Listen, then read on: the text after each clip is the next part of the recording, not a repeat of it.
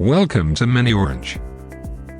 Today we will see how to automatically lock inactive users with the miniOrange Password Policy plugin.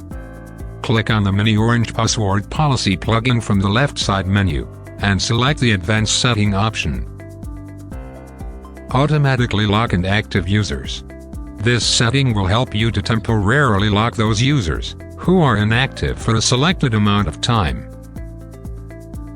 Enable this option. Choose the time duration.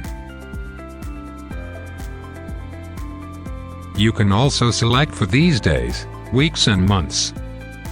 Then, click on the Save Settings button. Let's see how it works. Enter your login credentials. Click on the Login button. See the error message. Go to your administrator account. Click on the Reports tab. Inactive Users Report. Select Shows Entries. See the inactive user. You can remove the inactive user report by clicking on the Remove option. If you want to remove all inactive user reports, then click on Remove All button. Enter your login credentials. Click on the Login button.